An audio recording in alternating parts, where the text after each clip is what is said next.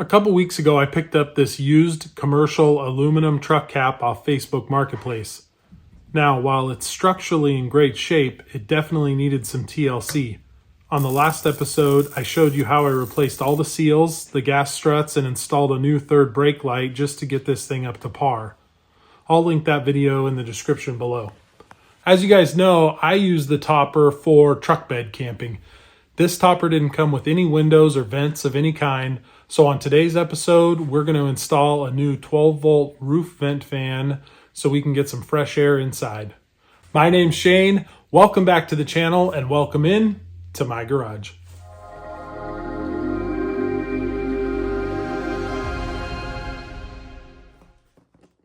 I picked up this budget-friendly vent fan for my topper build off Amazon. Figured I'd give it a try. Compared to some of the other more expensive roof vent fans, this one had quite a bit of features that I liked. It was 6 speeds and reversible. The only thing it didn't come with was a remote, but I could live with that. Before installing it, the first thing I wanted to do was just hook it up to my power station on the bench and do a quick test to make sure it worked and functioned properly before I installed it in the cap and found problems.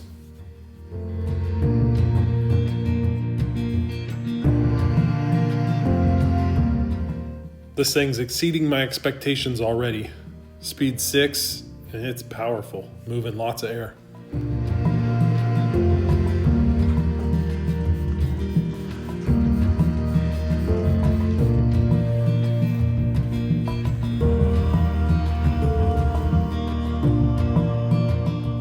This is where I took lots and lots of measurements, spacing it evenly between the crossbars, making sure it was exactly where I wanted it to be.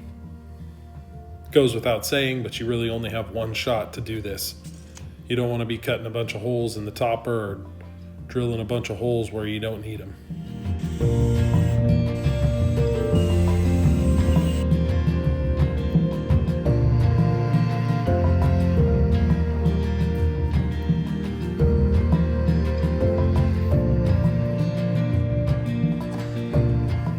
That looks like a good spot. I'm going to move inside and cut out the carpet. Once I started cutting with the jigsaw, it really started catching on the carpet, so I just went in and cut that all out.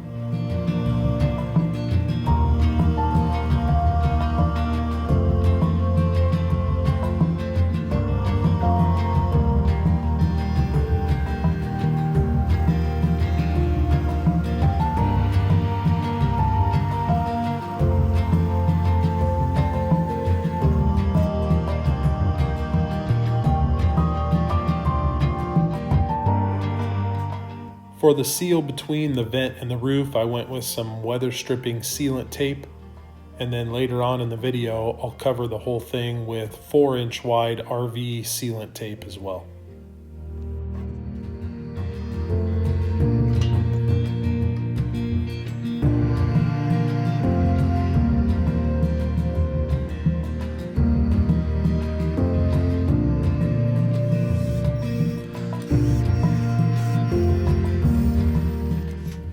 Now I could cut some aluminum cross pieces to go in and give the screws something to grab into. I didn't have any 1-inch by 1-inch channel, but I did have these pieces of C-channel aluminum that were 1 inch across, so they worked out well.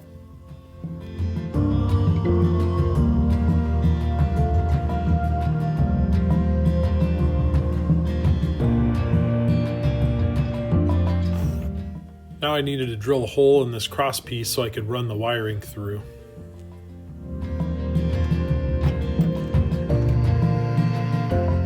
I turned the head around on one of these large squeeze clamps, and that allowed me to put some pressure up against the roof while I drilled to put in all the screws.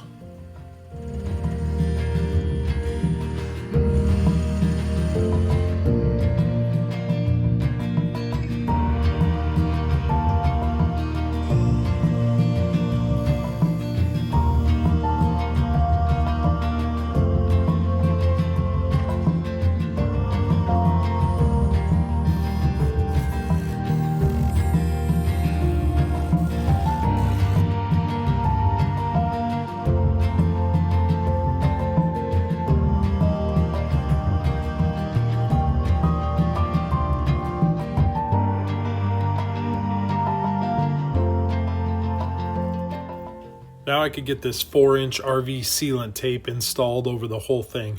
This stuff was super sticky and you really only had one shot to get it down. A couple times I just had to throw a piece away and start over. Once it sticks to itself, it's pretty much impossible to pull it apart. But this should give the whole thing a good watertight seal.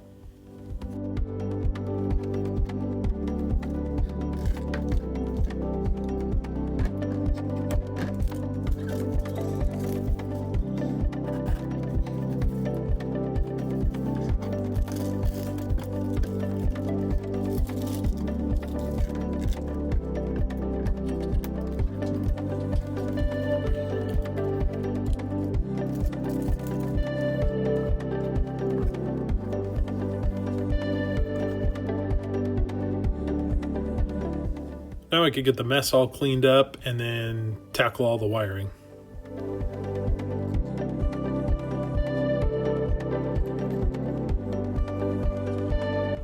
I'm just going to wire this all up temporarily for now so it'll run off my power station, and then once I do the full interior build and I have a battery in the back, I'll hardwire it to the battery through a fuse panel and everything. But this will work great for now. That's it. I just need to attach this to the wires coming out of the fan and then secure the wires all up with some zip ties and we'll be good to go.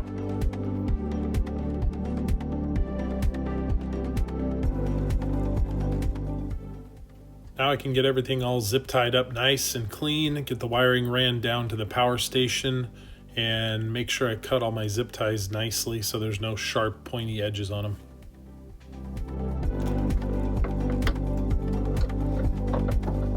Should work.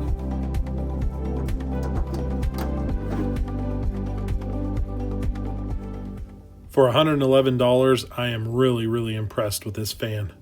Speed 6 moves some air. It's also really efficient. It's only pulling 10 to 12 watts on speed 6. This is going to work out really well. And then once I get the battery installed in here, we'll have permanent power. Sweet!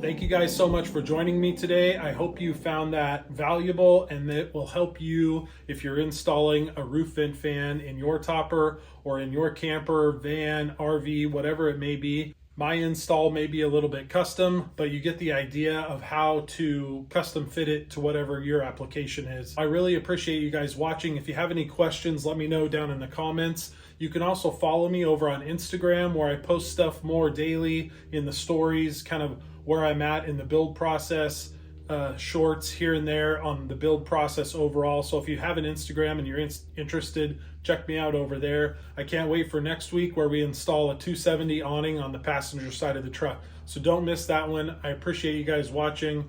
See you in the next one. Cheers.